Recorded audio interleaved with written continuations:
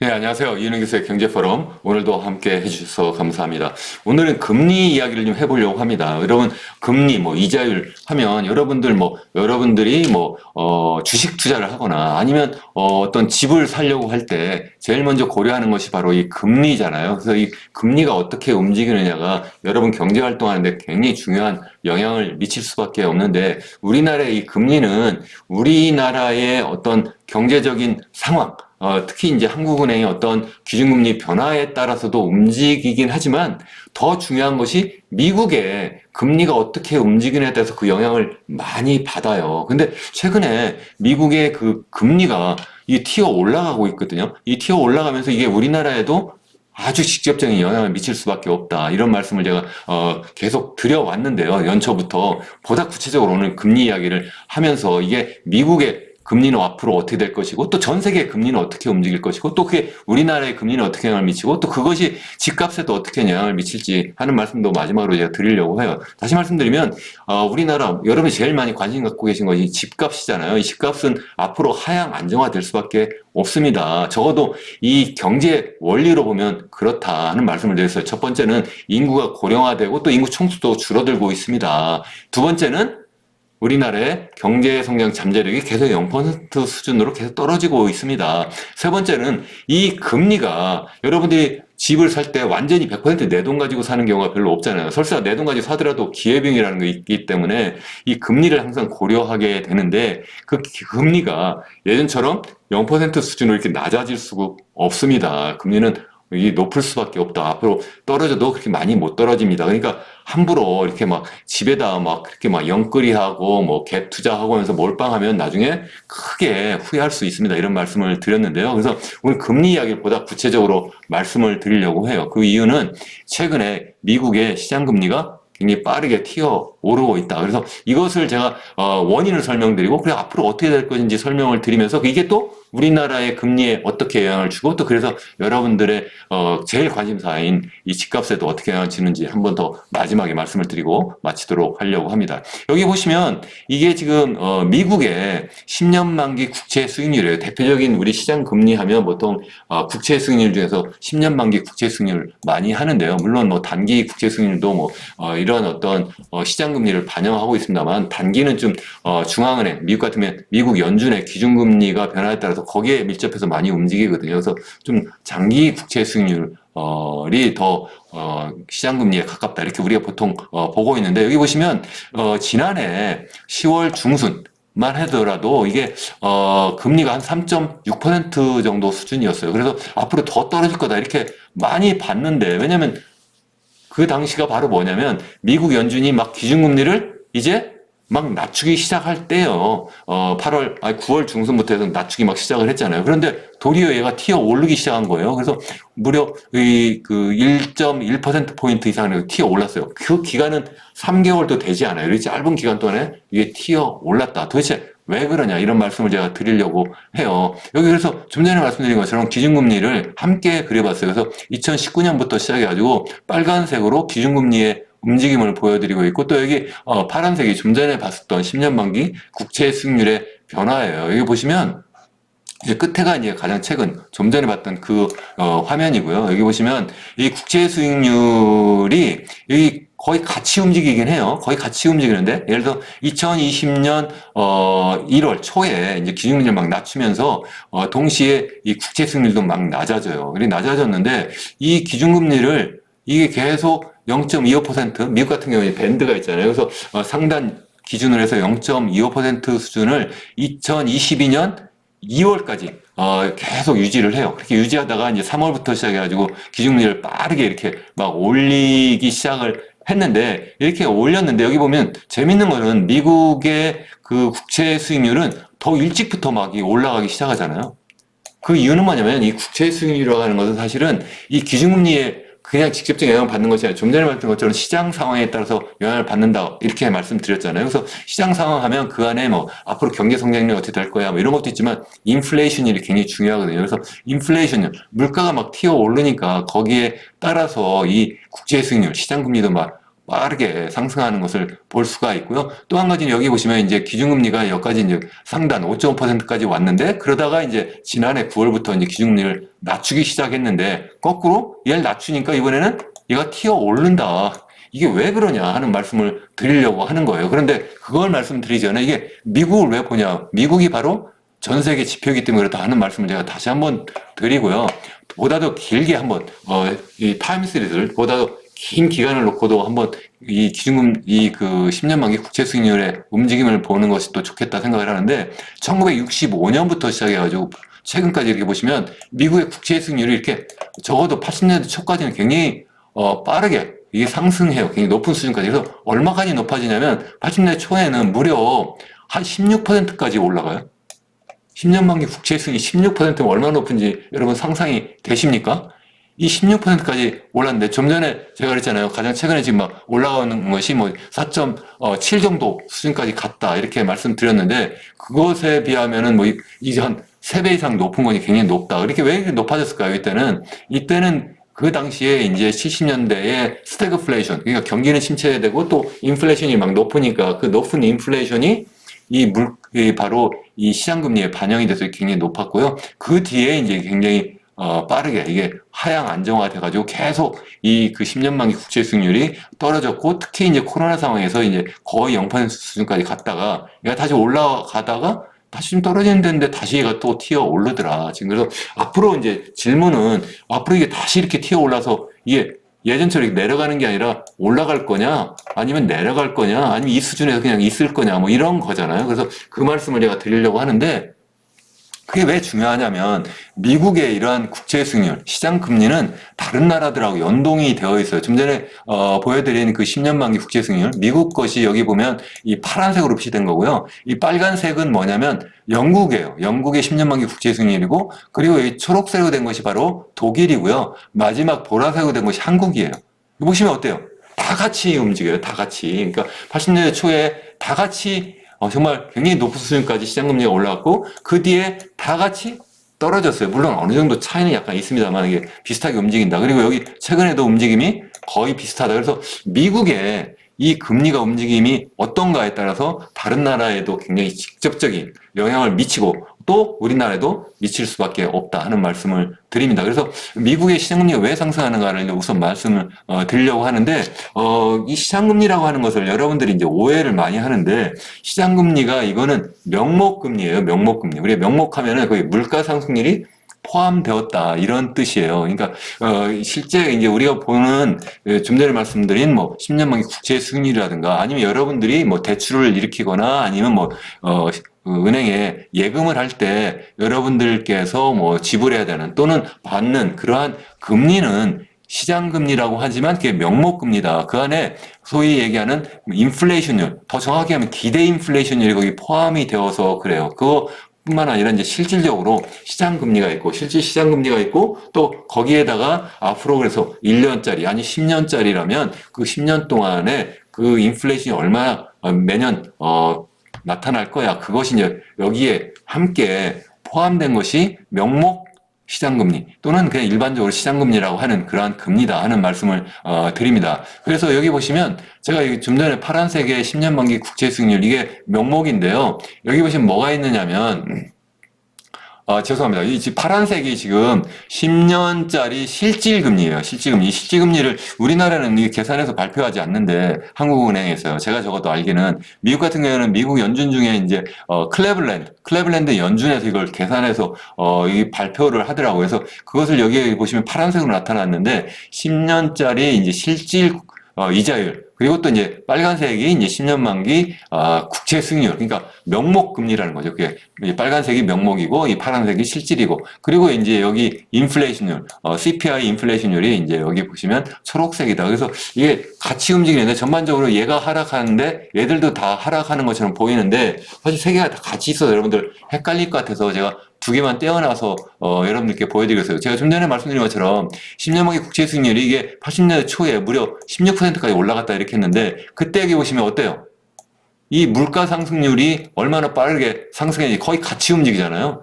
같이 움직인다. 또 반대로 이게 막 떨어지는 것도 얘가 보면 물가가 굉장히 안정되었기 때문에 그렇구나 하는 것을 여러분들이 아실 수가 있는 거예요. 그래서 그것을 여러분들이 일단 이해를 하시면 좋겠다. 이런 말씀을 드리고, 또 하나는 뭐냐면 더 정확히 하면 사실 일반적인 물가 상승률이 아니라 기대 물가 상승률이에요. 기대 물가. 왜냐면 물가 상승 여러분이 일반적으로 보시는 거는 이미 실현된 그런 물가 상승률 또는 인플레이션율이잖아요. 근데 돈을 빌리거나 빌려줄 때는 사실은 앞으로 일어날 어떤 경제 상황, 앞으로 일어날 그런 어떤 물가 상승률이 중요하잖아요. 그걸 갖다 우리가 기대 물가 상승률이라고 하는데 그 기대 물가 상승률과 실질 금리의 합계거든요. 그래서 그것을 또 이 미국 연준 같은 경우는 계산해서 발표를 하고 있어요. 그래서 그것까지 포함을 하고 있는데 이 파란색이 바로 10년짜리 expected inflation, 기대 인플레이션이다. 그래서 그걸 보시면 걔가 이렇게 쭉 떨어지고 있죠. 이거는 1980년대 초부터 계산하기 시작을 해가지고 그 전에는 없습니다. 아마 이게 이렇게 당연히 이렇게 올라가고 있었겠죠. 이렇게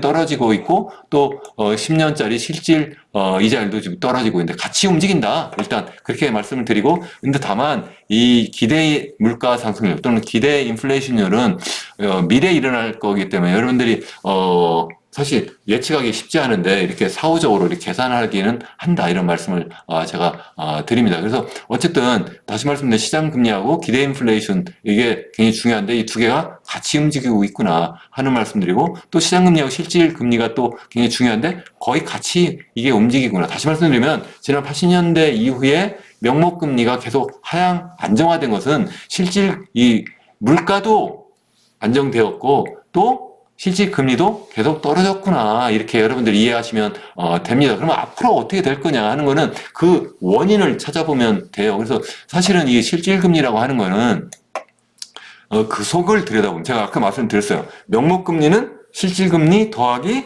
기대 물가 상승률, 기대 인플레이션율이다 이렇게 말씀을 드렸습니다. 그걸 잊어버리시면 절대 안 됩니다. 그럼 왜냐면 경제평론 하시는 분들도 명목금리하고 실질금리를 헷갈려 하시는 분들도 좀 계시고요. 또 뿐만 아니라 금리 변동을 설명할 때 그냥 수요만 이야기를 하거나 뭐 공급만 이야기, 너무 단편적으로 말씀하시니까 제가 종합적으로 좀 말씀을 드리면 좋겠다 이렇게 하는 겁니다. 혹시 뭐 잘 설명을 하셨는데 제가 이렇게 너무 외람되게 뭐 어떤 거 잘 못한다 이렇게 혹시 오해해서 듣지 않으셨으면 좋겠습니다. 당연히 뭐 다들 전문가시니까 잘 하실 거라고 생각을 하고요. 일단 수요와 공급에 따라서 이 실질 금리가 결정된다 이렇게 우리가 경제 이론에서 설명을 하는데 그 수요가 뭐냐? 투자 수요예요. 그러니까 우리 투자를 할 때 여러분들이 뭐 공장을 짓거나 하다못해 집을 사는 것도 다 투자잖아요. 아니면 주식을 사는 것도 투자예요. 그런 투자를 할 때 항상 제일 중요한 게 바로 뭐예요?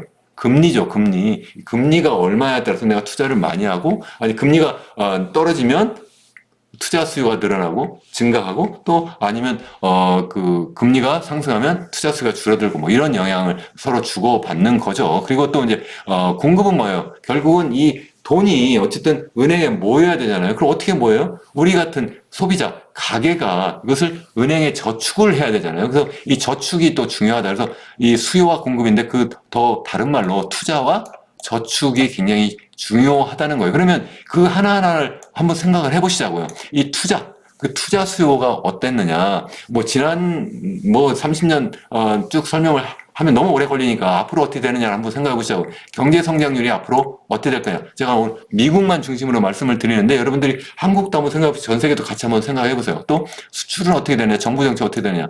이거 보면 미국이 지금 경제 성장률이 어때요? 계속 좋아요. 물론 지난 해보다는 약간 떨어질 거라고 생각하지만 그래도 거의 완전 고용 상태까지 갈 수 있지 않을까 이렇게 굉장히 좋게 보고 있다. 이게 투자 수요는 굉장히 좋다 이렇게 보고 있는 거고요. 또 이게 수출인데 정확하게 순수출인데 이제 트럼프 행정부가 들어서면서 이제 수익 관세를 굉장히 높게 부과하고 뭐 이렇게 하게 되면 국내에서 더 많은 기업들이 생산하고 또 수출하고 뭐 이렇게 하면서 거기에 필요한 여러 가지 뭐 기자재라든가 이런 것을 더 많이 이제 사게 되고 또 공장도 증설하게 되고 그러면 투자 수요가 증가하고 그게 바로 금리를 상승시키는 원인이 된다. 또 뿐만 아니라 이제 법인세도 낮춘다고 하잖아요. 법인세 낮추면 또 그게 바로 투자 수요를 증가시키는 그러한 요인이 돼서 이 실질 금리가 전반적으로 상승하는 요인이 되고 있다.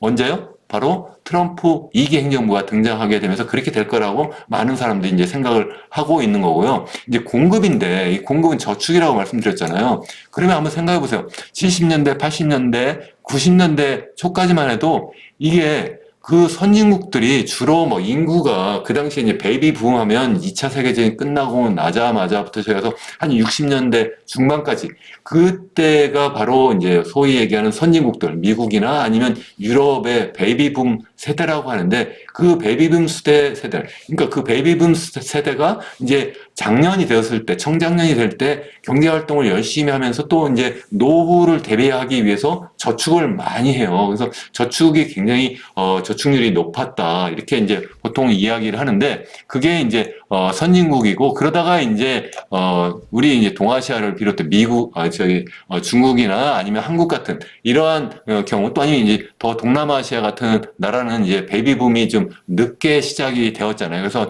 우리나라 같은 경우에도 한 50년대 후반 그리고 60년대 중반 뭐 이 정도 이제 베이비붐 세대가 되는데 좀 뒤늦게 이제 베이비붐 세대가 되면서 선진국에 비해서는 좀 뒤늦게 저축률이 굉장히 높아지고 특히 이제 중국의 저축률이 굉장히 높고 그렇기 때문에 저축률이 또 투자보다 높으면 그게 바로 또 경상수지 흑자로 나타나는 거거든요. 이거 좀 약간 이론적으로 설명드리는 것이 좀 복잡해서 다음에 한번 설명을 드리기로 하고 그렇게 되기 때문에 그래서 경상수지 흑자가 되고 또 그것이 바로 또 이제 외국에서 달러가 들어오고 그거 가지고 중국이 이제 미국 국채를 사고 이런 식으로 해서 계속 순환하는 그러한 방식의 어떤 경제가 전 세계 경제가 이렇게 굴러가고 있었는데 이제는 선진국도 인구 고령화가 돼버리고 이 동아시아 중국이나 한국도 다 이게 인구 고령화가 되면서 그러면서 저축률이 굉장히 빠르게 감소하고 있다. 그게 무슨 말씀이에요?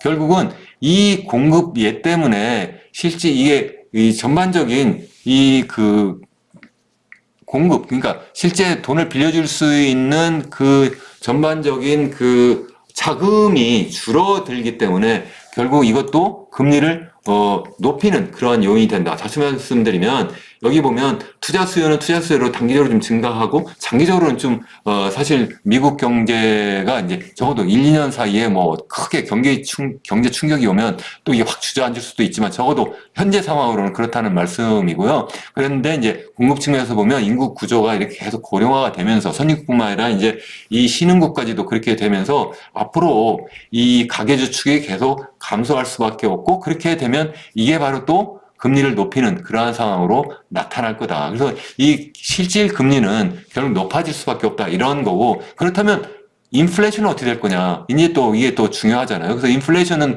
그럼 무엇에 의해서 영향을 받느냐 하면 단기적으로 보면 이 수요와 공급에 의해서 영향을 받아요. 이걸 거시경제에서는 갖다 총수요, 총공급 이렇게 이야기를 하는데 총수요 하면 제가 예전에 한번 설명을 드렸는데 소비 수요, 투자 수요, 정부 지출 수요, 그리고 순수출입니다. 이렇게 말씀을 제가 드렸는데 총 공급하면 말 그대로 이제 우리가 토지, 노동, 자본 뭐 이런 것을 이용해서 이제 기술이 거기에 가미가 돼가지고 생산해낸 것 그걸 공급이라고 이렇게 하는데요. 그 수요를 들여다보면 다시 말씀드리면 이 소비 수요, 투자 수요가 있고 그리고 정부 지출 수요가 순수출이 있다. 그래서 우리가 보통 내수를 살려야 된다. 지금 내수가 막 죽었다 하는 것이 바로 이 소비하고 투자가 죽었다. 뭐 이런 이야기고요. 그리고 수출이 잘 된다 하면 바로 이 내수와 이제 비교해서 이제 외수다 이렇게 이야기를 하는 거고 또 이제 정부가 또 이 시장에 개입해가지고 정부 지출을 늘리고 줄이고 이렇게 할 수가 있다. 뭐 이렇게 말씀을 드리는데 미국 같은 경우에 한번 생각해 보세요. 이 내수가 지금 굉장히 탄탄하잖아요. 미국 경제가. 그래서 이 지금 소비도 지금 탄탄하고 투자도 탄탄하고 더군다나 지금 트럼프 행정부가 등장하면서 감세는 감세대로 하고 도리어 정부 지출은 이게 크게 줄어들지 않으니까 이게 총수요를 증가시키는 사실 정부 지출을 하면 그 속에 이게 단순하게 증가하지 않더라도 이 세금이 줄어들면 그러면 이제 순수한 정부 지출이 증가하는 그러한 상황이 돼가지고 그래서 그게 이제 재정 적자가 증가하면 이게 총수요를 증가시키거든요. 뭐 그러한 상황이 나타날 것이다 하는 거고 또 순수출은 제가 앞서 말씀드린 것처럼 이 트럼프 행정부가 등장하면서 이 소위 그 관세 폭탄을 막 터뜨리게 되면 결국 그래서 수입이 좀 줄어들 거라고 이제 보게 되면 그리고 또 이제 국내에서 생산을 많이 하게 되면 결국은 이제 국내에서 이런 수요가 막 살아나고 그래서 이게 결국 물가를 상승시킬 거다 이런 말씀을 제가 계속 그동안 드려왔어요. 그래서 이게 또 결국은 금리, 시장 금리를 상승시키는 요인이 될 거다는 거고요. 또 공급 측면에서 생각해 보면 좀 전에 말씀드린 것처럼 결국 토지, 노동, 자본을 이용해서 생산한다 이렇게 말씀드렸는데 그 노동 비용이 이제 트럼프 행정부가 등장하면서 외국인 불법 노동자를 지금 막 적극적으로 추방하겠다고 하잖아요. 이게 추방을 시키게 되면 당연히 어떻게 되겠어요? 또 그러면 임금이 상승하게 되고 그렇게 돼서 이게 바로 공급 측의 소위 충격이 나타나가지고 또 이 물가 상승 요인이 된다 이런 말씀도 제가 계속 드렸고 더군다나 또 이게 또 이 관세 폭탄을 때리게 되면 수입 원자재 가격이 상승하고 또 그래서 다시 또 이게 이 공급 측에 충격이 돼가지고 이게 또 다시 또 물가 상승률을 또 높이는 그러한 요인이 된다 하는 얘기입니다. 그래서 결국은 단기적으로 보면 수요도 그렇고 공급도 그렇고 또 이 물가 상승률을 더 높이는 그러한 요인이 된다. 장기적으로는 어떠냐? 장기적으로는 보통 우리가 통화량에 의해서 영향을 받는다 이렇게 얘기해요. 그래서 뭐 우리 그 전통적인 통화주의자는 이 결국 물가 상승률이라는 것은 결국은 이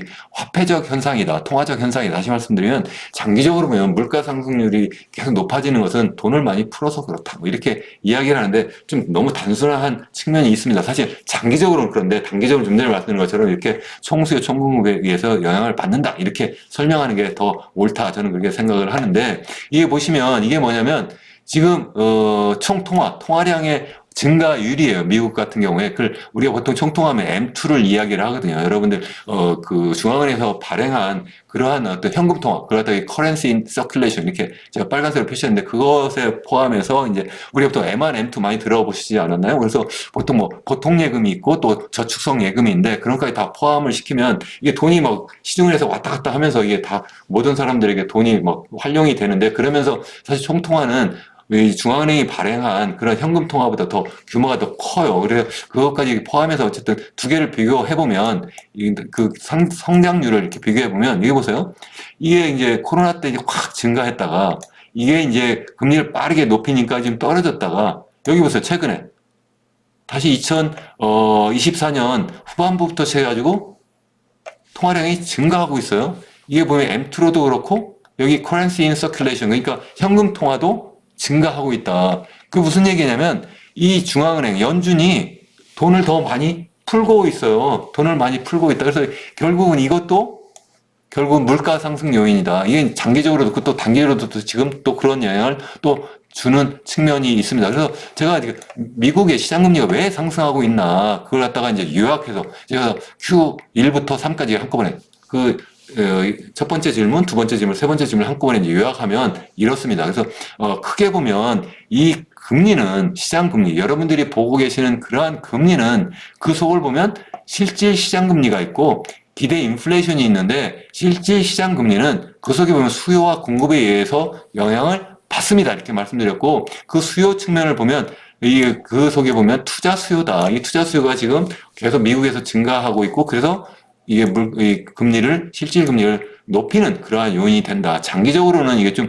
여러 가지 생각해 볼 요인이 좀 있다. 이렇게 아까 말씀을 드렸고 또 이제 이 공급 측에서도 생각해 보면 단기적으로도 이제 인구 고령화 증가 더 계속 진행이 되기 때문에 이게 선진국뿐만 아니라 이제 개도국까지 계속 나타나기 때문에 이 저축 이 공급이 계속 증가하지 못할 거다. 바로 이 이유 때문에 이 실질 시장 금리가 높아질 수밖에 없다 하는 굉장히 중요한 이유예요. 그리고 또 뿐만 아니라 이 인플레이션도 이 단기적으로 이렇게 증가할 수밖에 없다. 그게 아까 이제 그 트럼프 2기 행정부가 등장하면서 뭐 관세 폭탄을 때리고 또 재정 정책 측면에서 보면은 또 이 조세 정책 그래서 이게 소위 법인세를 뭐 낮춰주고 또 거기에다가 뭐 외국인 노동자를 뭐 추방하고 이렇게 하면서 또 이 인플레이션을 또 끌어올릴 거다. 뭐 이런 문제 등등해서 여러 가지 이유 때문에 결국은 이 실질 시장 금리도 높아지고 또 인플레이션도 높아지고 그래서 결국은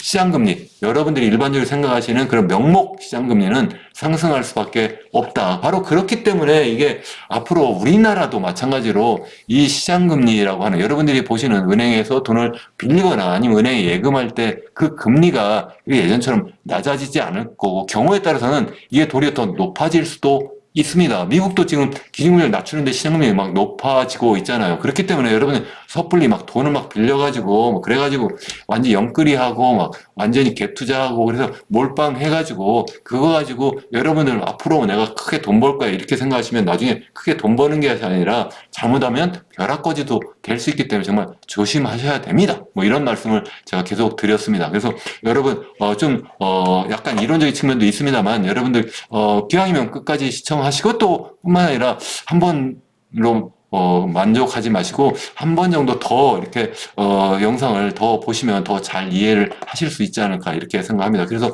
여러분들께 좀 많은 도움이 되었으면 좋겠고요. 기왕이면 도움이 되시면 구독과 좋아요, 알림 설정까지 해주시면 저에게는 큰 힘이 됩니다. 여러분 끝까지 시청해 주셔서 감사합니다. 감사합니다.